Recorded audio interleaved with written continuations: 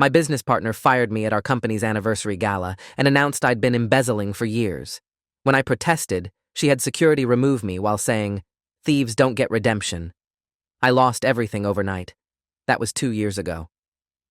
Last week, FBI agents arrested her after discovering she'd stolen $3 million and framed me with forged documents. The champagne glass shattered when it hit the marble floor, and for a split second, the ballroom went silent. 300 people in evening wear turned to stare at me, standing at the base of the stage stairs, soaked in Dom Perignon, while my business partner of 7 years smiled down at me from behind the podium with an expression I'd never seen before. Cold, calculated, triumphant.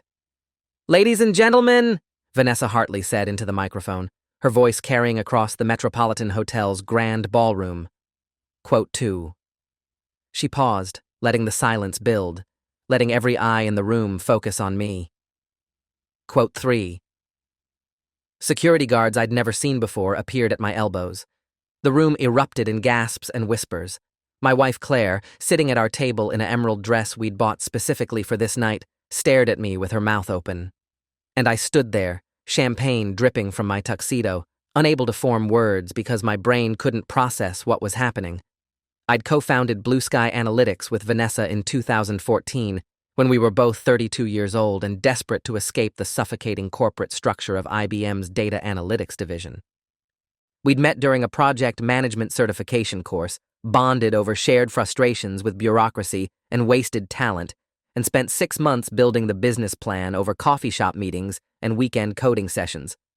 Vanessa handled sales and client relations. She was charismatic, persuasive, the kind of person who could walk into a boardroom and make executives believe they couldn't survive without our predictive modeling software. I handled the technical architecture, the product development, the infrastructure that actually made our promises work. We were perfect partners, complementary skills, mutual respect, absolute trust. By 2019, Blue Sky employed 43 people and had annual revenue approaching $12 million.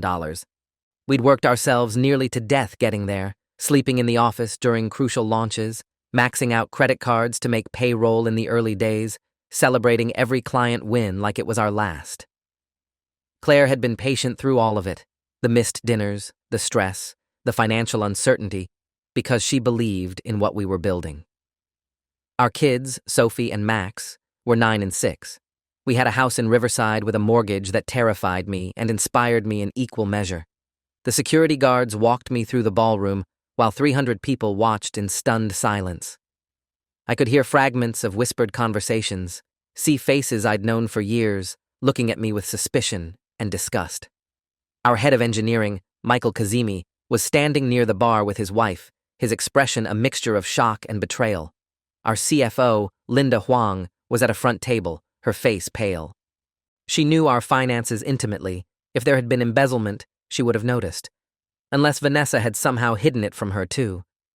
The guards deposited me in the hotel lobby, and the head of security, a man named Frank, who'd checked credentials at the entrance 2 hours earlier, handed me a manila envelope. Quote 44, he said, not unkindly. Quote 5. He hesitated, then added, quote. I opened the envelope with shaking hands. Inside was a termination letter on company letterhead, signed by Vanessa and dated 3 days ago. Below it was a legal notice from Silverman and Cross LLP, outlining allegations of financial fraud, breach of fiduciary duty, and misappropriation of company assets totaling approximately $890,000 over 36 months.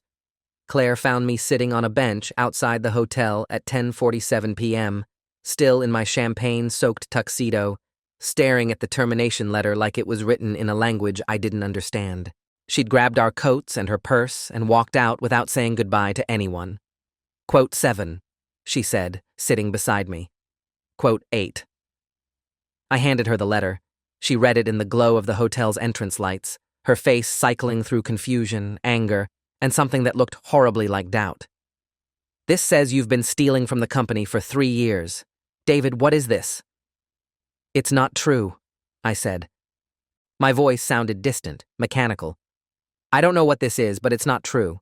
I've never stolen anything. I built that company. I worked 90-hour weeks for 7 years to make it successful. Why would I steal from my own company? Claire looked at me, and I saw the same flicker I'd seen in the ballroom, the momentary uncertainty, the brief questioning of everything she thought she knew about me. Quote 12. The fact that my own wife was asking that question felt like being stabbed with ice.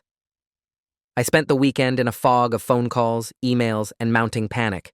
I tried calling Vanessa, blocked. I tried emailing her, auto response saying she was unavailable and all business matters should be directed to legal counsel. I called Linda Huang, our CFO, who'd been with Blue Sky since year 2. She answered on the 4th ring. "David, I can't talk to you," she said immediately. "Vanessa sent a company-wide memo this morning instructing all employees not to communicate with you pending the investigation. I'm sorry, but I could lose my job." "Linda, you know me. You know our finances. Have you seen any evidence of embezzlement? Any discrepancies in the books?" There was a long pause. "The auditors are coming in Monday. Vanessa said she discovered irregularities in the expense accounts and offshore transfers. She said she'd been investigating quietly for 6 months because she couldn't believe you'd do this to her." Her voice cracked. "David, I trusted you. We all did. If this is real, if you really did this—" "I didn't," I said. "I swear to God, Linda, I didn't steal anything. Someone is framing me and I think it's Vanessa." She hung up without responding. I tried calling Michael Kazemi, our head of engineering. Straight to voicemail. I tried 3 other employees I considered friends. No one answered. Monday morning, I retained Christopher Vale, a corporate litigation attorney who'd been recommended by a lawyer friend of Claire's father. Vale was 49 years old, had been practicing for 23 years, and charged $550 an hour with a $25,000 retainer.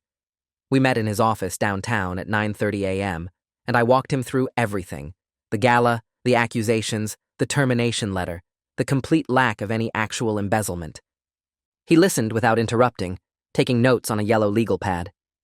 "Do you have any documentation of your financial activities related to the company?" he asked when I finished.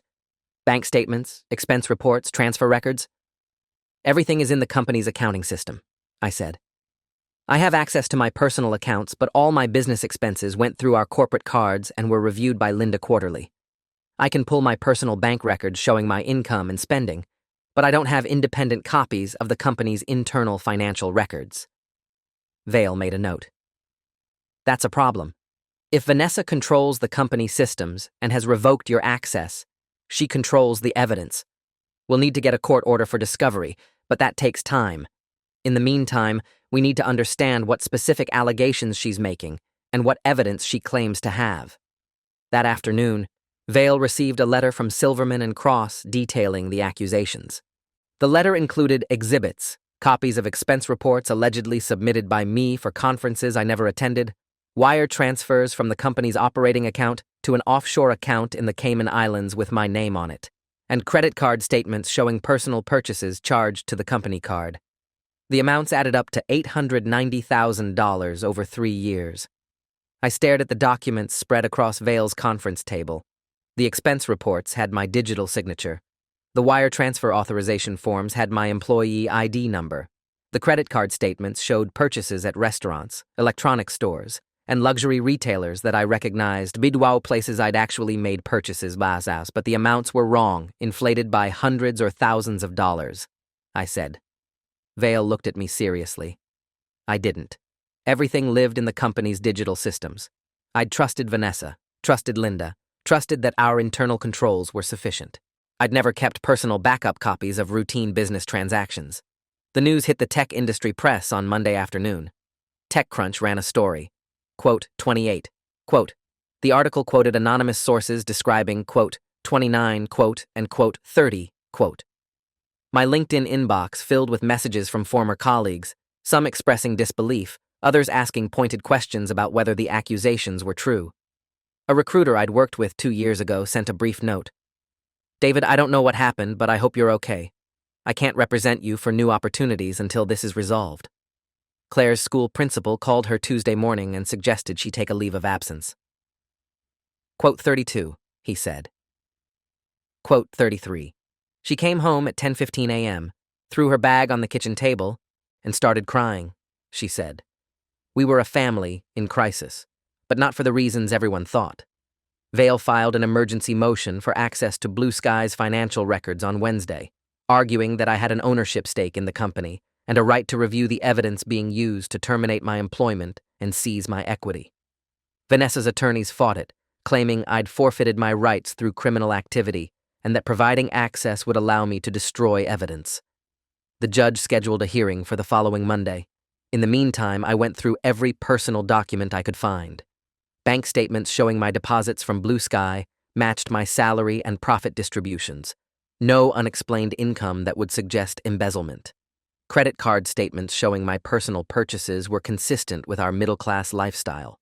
No luxury items, no extravagant spending that would suggest hidden wealth. I pulled up my tax returns for the past 5 years. Everything matched what should have been there based on my legitimate compensation. "This is good," Vale said when I showed him everything. "This creates reasonable doubt about the accusations. If you'd actually embezzled $890,000, there would be traces of that money somewhere in your financial life. But we still need to prove the documents Vanessa provided are forgeries." The hearing on Monday, November 18th, was held in Judge Raymond Kowalski's courtroom downtown. Judge Kowalski was 63 years old, had been on the bench for 18 years, and had a reputation for no-nonsense pragmatism. Vanessa's attorney, Gregory Silverman, was a silver-haired partner at one of the city's most prestigious firms, wearing a suit that probably cost more than my mortgage payment. He argued that I'd forfeited any right to access company records by engaging in financial fraud, that providing access would compromise the integrity of an ongoing investigation, and that my motion was a transparent attempt to obstruct justice. Vale countered that I had a fundamental right as a co-founder and equity holder to review evidence being used to terminate my ownership, that the accusations were based on documents I disputed as forgeries, and that denying access violated basic due process. Judge Kowalski listened to both sides, read through the submitted briefs, and made his ruling. "Mr. Reeves retains an ownership interest in Blue Sky Analytics until such ownership is formally dissolved through proper legal channels," he said. "The allegations against him are serious, but they remain unproven at this stage. I'm ordering limited access to the company's financial records for Mr. Reeves and his attorney, subject to a protective order preventing disclosure or destruction of evidence. Blue Sky Analytics will provide copies of all expense reports, wire transfers, and credit card statements referenced in the termination letter within 7 business days." Vanessa's face went white when the judge issued his ruling. She'd been sitting in the gallery with Gregory Silverman and Linda Huang, confident and composed in a charcoal business suit. But when Kowalski ordered the company to produce the records, I saw something flicker across her expression. Panic quickly suppressed. Silverman requested an emergency stay pending appeal. Kowalski denied it. 7 business days, counselor. If your client's allegations are accurate, the records will support them. If they're not, Mr. Reeves deserves the opportunity to defend himself. As we filed out of the courtroom, Vanessa looked directly at me for the first time since the gala. "You're not going to win this, David," she said quietly. "I have 3 years of documentation showing exactly what you did. You destroyed our partnership, and now you're going to pay for it." She walked away before I could respond, heels clicking on the marble floor. Vale touched my arm. "Don't engage with her. Not here, not anywhere. Everything you say can be used against you." But I'd seen something in her eyes during that brief exchange of fear. She was afraid of what we'd find in those records. The documents arrived via courier on Wednesday, November 27th, the day before Thanksgiving. 7 boxes of printed financial records, expense reports, wire transfer authorizations, credit card statements, and internal memos spanning 3 years. Vale and I spent the holiday weekend in his conference room going through everything page by page. By Friday evening, the pattern became clear. The original documents existed in the company's backup system, expense reports showing legitimate amounts, wire transfers for real business purposes, credit card statements matching actual purchases. But parallel versions existed with altered amounts, forged signatures, and fictional transactions. Someone had created fraudulent duplicates of real documents, inflating numbers and fabricating evidence of embezzlement. Quote 44. Vale said, holding up 2 versions of the same expense report, side by side. Quote 45. He pulled up a spreadsheet on his laptop. Quote 46. The question was who and why. I'd assumed Vanessa was behind it, but the technical sophistication required to forge documents while maintaining digital metadata suggested someone with serious IT knowledge. Who has administrator-level access to Blue Sky's financial systems? Vale asked. I thought about our company structure. Vanessa and I both have owner-level access to everything. Linda Huang has full access to accounting and finance as CFO. Our IT director, Marcus... No, wait. He left the company 8 months ago. After he left, Vanessa hired an outside consulting firm to manage our systems. She said it would be more cost-effective than replacing Marcus internally. Vale made a note. What firm? Vertex Solutions. They're a boutique IT consultancy that specializes in mid-sized companies. Vanessa found them through a contact at one of our clients. Something clicked in my mind. Vanessa chose them. She negotiated the contract. She handled all the communication with them about system access and security protocols. Vale looked up. So Vanessa hired an outside firm, gave them administrator access to your financial systems, and shortly afterward, forged documents started appearing that implicated you in embezzlement. He tapped his pen against the table. We need to find out who actually created these forgeries. If Vanessa hired Vertex specifically to fabricate this evidence, that's criminal conspiracy. We spent the next week digging into Vertex Solutions. Vale hired a private investigator named Rebecca Frost, 44 years old, former FBI analyst, now running her own corporate investigations firm. Frost pulled corporate records, ownership documents, and client lists for Vertex. The company was registered in Delaware, had been founded 18 months ago, and had exactly 3 clients: Blue Sky Analytics, a small medical device manufacturer in Oregon, and a real estate investment firm in Nevada. The ownership structure was buried behind layers of LLCs and shell companies, but Frost eventually traced it back to a holding company controlled by Vanessa Hartley and her brother, Cameron Hartley, who worked as a software engineer at a fintech startup. Your business partner owns the IT firm she hired to manage your company's systems, Frost said when she briefed us in Vale's office on December 9th. Quote 55. She pulled out a timeline. Quote 56. The revelation hit me like a physical blow. Vanessa hadn't just betrayed me. She'd orchestrated an elaborate conspiracy to destroy me. She'd created a fake company, planted it inside our business, and spent over a year fabricating evidence to frame me for crimes she was almost certainly committing herself. Why? I asked. Why would she do this? We built Blue Sky together. We were partners. Even if she wanted me out of the company, why go to these lengths? Frost pulled out another document. Blue Sky's Articles of Incorporation and Partnership Agreement. Quote 59. She highlighted a section of the partnership agreement. Quote 60. Vale was already drafting motions. Quote 61. He looked at me seriously. Quote 62. I thought about Claire's principal suggesting she take leave. I thought about Sophie coming home from school saying her friend's parents wouldn't let her come over to play anymore. I thought about the TechCrunch article that had destroyed my professional reputation, the LinkedIn messages that had dried up, the job inquiries that went nowhere. Vanessa had already taken everything. At this point, I had nothing left to lose and everything to fight for. File everything, I said. Let's burn her to the ground. The countersuit was filed on December 15th, 2022. We sued Vanessa personally and Vertex Solutions for fraud, conspiracy, defamation, wrongful termination, and theft of ownership interest, seeking $15 million in damages. We simultaneously filed a criminal complaint with the FBI's white-collar crime division, providing all evidence of the forged documents, the concealed ownership of Vertex Solutions, and the systematic fraud. The tech press picked up the story within hours. TechCrunch ran an updated headline. The article included quotes from Vale laying out our allegations, copies of the forged and authentic documents side by side, and the ownership records showing Vanessa's control of Vertex. The narrative began to shift. Within 48 hours, I received emails from 3 Blue Sky employees saying they believed me, that they'd had doubts about Vanessa's story from the beginning. Michael Kazemi called my cell phone. David, I'm sorry I didn't answer before. The company memo said we'd be fired if we contacted you, and I couldn't risk it. But I've been going through the technical logs since the news broke, and there are access patterns that don't make sense. Someone with administrator credentials has been modifying financial records for months. The FBI assigned Special Agent Lauren Chen to investigate the case.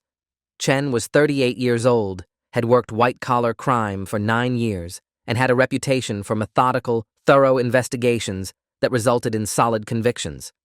She interviewed me on December 20th in Vale's office, asking detailed questions about the company's financial structure, Vanessa's hiring of Vertex Solutions, and my own financial records.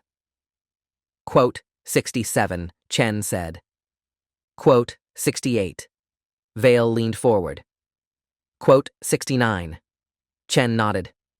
Quote, 70. Christmas 2022 was the bleakest holiday of my life. Claire and I told Sophie and Max that Daddy was having problems at work, that some people were saying untrue things about him, and that we might need to be careful with money for a while. Sophie was old enough at 9 to understand something was seriously wrong. She'd overheard conversations, seen the stress on Claire's face, noticed that Daddy wasn't going to the office anymore. "Are we going to be okay?" she asked me on Christmas Eve, sitting on her bed while we wrapped presents for her brother. I wanted to tell her yes. I wanted to promise her that everything would work out, that justice would prevail, that the truth always wins. But I'd spent the past 6 weeks learning that the truth is just one version of events, and the person who controls the narrative often wins regardless of facts. Quote 72. I told her. Quote 73. The FBI's preliminary findings came back on January 19, 2023. Agent Chen called Vale to request an in-person meeting, which we took as a positive sign. If they'd found evidence supporting Vanessa's allegations, they would have simply arrested me. We met at the FBI field office on January 23rd. Chen had 3 other agents with her, including a digital forensic specialist named Daniel O'Connell, Chen said. O'Connell pulled up side-by-side comparisons on a large monitor. The forgeries maintain surface-level authenticity, correct formatting, proper signatures, appropriate metadata. But deeper analysis reveals digital artifacts consistent with document editing software, inconsistent timestamps when compared against server logs, and file modification patterns that don't match the creation dates. He highlighted specific sections. The person who created these forgeries was sophisticated but not perfect. They used administrator credentials from Vertex Solutions to access Blue Sky's backup systems, copied authentic documents, edited them to inflate amounts and create fictional transactions, and then inserted the forged versions into the active financial database. However, they failed to completely erase the digital trail showing when and how the modifications were made. Chen continued. We've also analyzed Mr. Reeves's personal financial records. There is no evidence of unexplained income, hidden accounts, or spending patterns consistent with embezzling $890,000. His bank statements, tax returns, and investment accounts all reflect his documented salary and profit distributions from Blue Sky, with no significant discrepancies. She looked at me directly. Mr. Reeves, based on our investigation so far, we believe you were deliberately framed. The evidence suggests Vanessa Hartley conspired with individuals at Vertex Solutions to create fraudulent documents falsely implicating you in embezzlement in order to seize your ownership stake in Blue Sky Analytics. The relief was so intense I felt dizzy. After 2 months of being treated like a criminal, of watching my reputation destroyed, of seeing doubt in my own wife's eyes, finally, someone with authority was saying what I'd known all along. I was innocent. Vale's voice was steady. The audit took 4 months. During that time, my life existed in a strange limbo, publicly vindicated by the FBI's preliminary findings, but still unable to return to normal. Blue Sky's board of directors placed Vanessa on administrative leave in February after the FBI's announcement, and they hired an independent CFO to manage the company's finances. Linda Huang resigned, saying she couldn't work for a company where she'd failed to detect massive fraud. Our civil lawsuit ground forward through discovery, with both sides trading mountains of documents and taking depositions. Vale deposed Vanessa in March, and according to his notes, she'd maintained complete composure, claiming she'd acted in good faith based on evidence she'd discovered, that she had no knowledge of Vertex Solutions' document modifications, and that if any fraud had occurred, it was perpetrated by rogue employees at Vertex without her knowledge or consent. She was lying. I knew it. Vale knew it. The FBI knew it. but proving she'd orchestrated the conspiracy rather than simply being manipulated by others was the challenge. The breakthrough came in May 2023. FBI forensic accountants analyzing Blue Sky's complete financial history discovered something that had been hidden in plain sight: systematic transfers from the company's operating account to offshore accounts totaling $3.1 million over 4 years. The transfers had been disguised as legitimate business expenses, buried in routine vendor payments and contractor fees, with documentation showing they'd been authorized by me. But the forensic analysis revealed that the actual destinations were shell companies in the Cayman Islands and Luxembourg, all ultimately controlled by Vanessa Hartley through layered ownership structures. She hadn't just framed me for embezzlement. She'd been actively stealing from the company for years, and when she feared discovery, she'd created evidence pointing to me to cover her tracks. Agent Chen called me with the news on May 15th. "Mr. Reeves, we've completed our financial audit. Vanessa Hartley embezzled $3.1 million from Blue Sky Analytics between 2019 and 2023. The money was transferred to offshore accounts through a network of shell companies designed to obscure ownership. She then fabricated evidence suggesting you were responsible for fictional embezzlement to deflect attention from her own crimes." Chen's voice carried grim satisfaction. Quote, The arrest happened on May 22, 2023. FBI agents took Vanessa into custody at her home in Meadowbrook at 6:47 a.m., executing search warrants for her residence, her vehicles, and her personal electronics. The perp walk footage, Vanessa in handcuffs, being led to an unmarked car while news cameras filmed, ran on every local channel and spread across tech industry websites within hours. The charges were announced at a press conference that afternoon. U.S. Attorney Michael Danforth outlined the investigation's findings, describing a systematic pattern of fraud and embezzlement spanning multiple years, culminating in an elaborate conspiracy to frame an innocent business partner for crimes the defendant herself committed. The amount stolen was officially listed as $3.1 million. The maximum potential sentence for all charges combined was 45 years in federal prison. TechCrunch ran the story with a headline that felt like vindication: Blue Sky co-founder arrested for $3 million embezzlement, allegedly framed business partner at company Gala. The article included a detailed timeline of the fraud, quotes from the U.S. Attorney's press conference, and a statement from Vail on my behalf. Quote 86. The media coverage over the next week was intense and vindicating in equal measure. News outlets that had run stories about my alleged embezzlement 2 months earlier now ran corrections and updates. LinkedIn messages poured in from former colleagues apologizing for doubting me, from industry contacts offering support, from recruiters suddenly interested in talking again. Claire's principal called to apologize for suggesting she take leave and invited her back to school. Sophie's friends' parents started allowing playdates again. Our life slowly, painfully, started returning to something resembling normal. But normal was different now. I couldn't unhear Vanessa's voice saying, "Thieves don't get redemption," in front of 300 people. I couldn't unsee Claire's momentary doubt. I couldn't forget the 2 months when everyone I knew wondered if I was a criminal. Vanessa's trial was scheduled for September 2023. The U.S.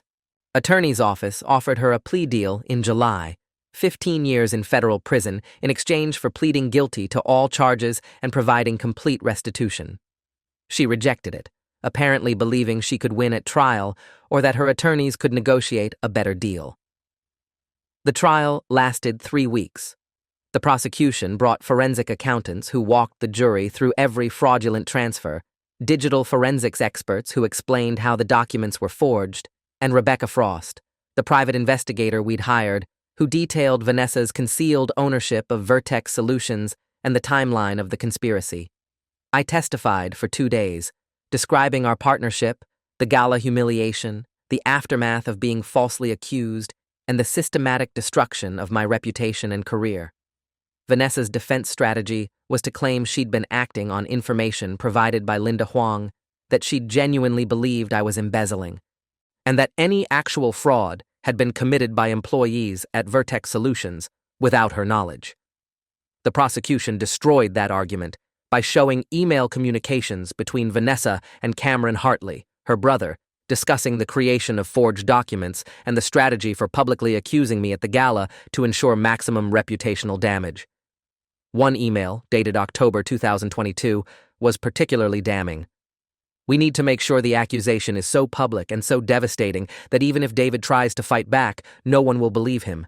The gala is perfect. 300 witnesses, all our key clients and investors, complete humiliation. By the time he figures out what's happening, he'll be radioactive in the industry." The jury deliberated for 6 hours. Guilty on all counts. Vanessa showed no emotion when the verdict was read, standing beside her attorneys with perfect composure. But I saw her mother crying in the gallery. The judge scheduled sentencing for November. In the meantime, Blue Sky's board of directors formally reinstated my ownership stake and offered me the position of CEO now that Vanessa's role had been permanently vacated. I considered it carefully, talked it through with Claire and Vale, and ultimately declined. "I can't go back there," I told the board chair during a phone call. "Every time I walk into that office, I'd remember the gala. I'd remember being dragged out by security while everyone stared. Blue Sky was supposed to be something I built with someone I trusted, and now it's just the company where I was publicly destroyed. I can't work there anymore." Instead, I negotiated a buyout of my ownership stake, $8.2 million, based on an independent valuation, plus an additional $2 million settlement for wrongful termination and reputational damages. The board agreed immediately, apparently relieved to avoid ongoing litigation. The money deposited into our account in October, almost exactly 1 year after the gala. Vanessa was sentenced on November 17, 2023. Judge Kowalski, the same judge who'd ordered Blue Sky to produce the financial records that started unraveling her lies, imposed 22 years in federal prison plus full restitution of the $3.1 million she'd stolen. "Ms. Hartley, you didn't simply steal money," Kowalski said during sentencing. "You betrayed a partnership built on trust, destroyed an innocent person's reputation, and constructed an elaborate conspiracy to frame your business partner for your own crimes. Your actions demonstrated calculated malice and a complete absence of remorse. The damage you've caused extends far beyond financial harm. You've devastated families, destroyed careers, and undermined faith in business relationships. This sentence reflects the serious nature of your crimes." Cameron Hartley, her brother, had already pleaded guilty to conspiracy charges and received 7 years. Linda Huang was never charged criminally, but settled a civil lawsuit with Blue Sky for $400,000 for her failure to detect the fraud during her tenure as CFO. The company survived, eventually thriving under new leadership, but I never set foot in the office again.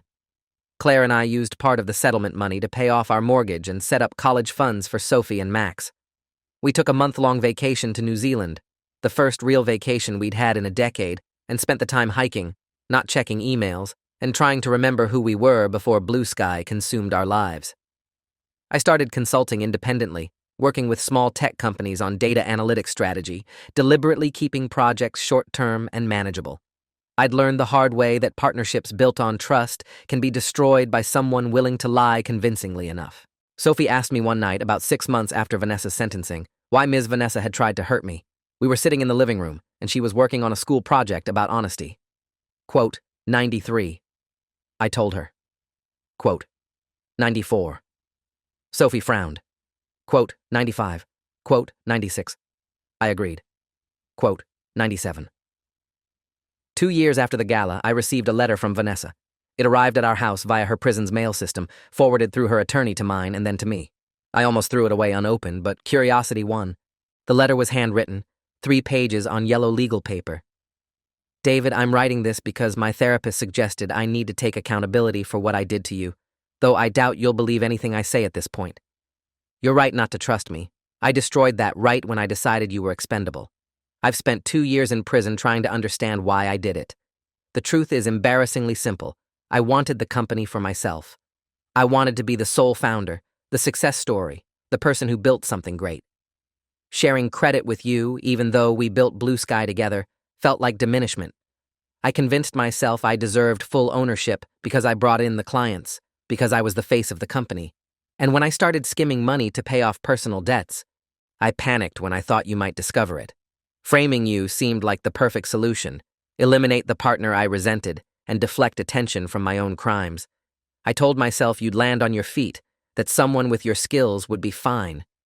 I didn't let myself think about what I was actually doing to you and your family.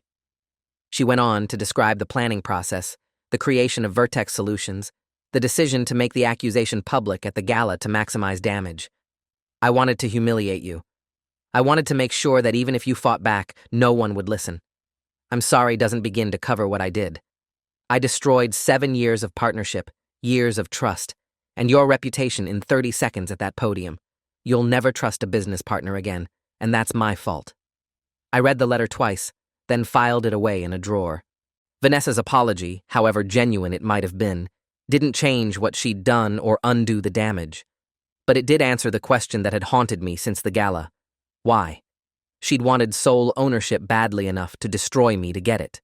Simple, banal greed, dressed up as ambition. Claire found me sitting in my home office, staring at nothing. "What are you thinking about?" she asked. "About how close she came to winning," I said. If Judge Kowalski hadn't ordered Blue Sky to produce those records, if Vale and I hadn't found the forged documents, if the FBI hadn't conducted a thorough investigation, she would have gotten away with it. I'd still be the disgraced former co-founder who embezzled from his own company. Our kids would have grown up with a father who everyone believed was a criminal. Claire sat beside me.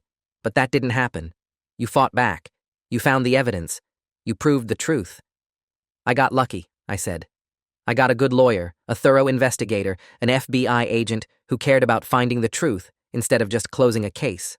A lot of people in similar situations don't get that lucky. They get destroyed by false accusations and never recover. Last week, I ran into Michael Kazemi at a tech industry conference. We'd stayed in touch sporadically after everything happened, but seeing him in person brought back memories of those early Blue Sky days when we were just a scrappy startup trying to survive. Quote 106, he said, pulling me aside after a panel discussion. Quote 107. I shook my head. Quote 108. He looked relieved. Quote 109. Quote 110, I said. Quote 111. We talked for a while longer, catching up on our lives, avoiding the painful details of what Blue Sky had become after we both left. I still think about the gala sometimes, the moment when Vanessa's expression changed from colleague to enemy, the champagne glass shattering, the silence of 300 people staring at me like I'd committed murder, the security guard's hands on my arms, the walk through the lobby while everyone watched. Those memories don't fade. They're carved into my mind with the permanence of trauma. But I also think about the moment Agent Chen told me I'd been framed, when official authority finally confirmed what I'd been screaming all along. I think about the jury foreman saying guilty 23 times, while Vanessa stood there realizing she'd lost. I think about Judge Kowalski sentencing her to 22 years and saying her actions demonstrated, quote 113. Justice happened. Not quickly, not easily, but eventually. The woman who said, quote, 114 while destroying my life is now serving 2 decades in federal prison for the crimes she committed. And I'm here, free, vindicated, building a new career, and trying to remember how to trust again. Vanessa was wrong about redemption. She just didn't realize she'd be the one who needed it. And by the time she figured that out, it was 22 years too late. Thanks for watching till the end. Make sure to subscribe and like to not miss the next story.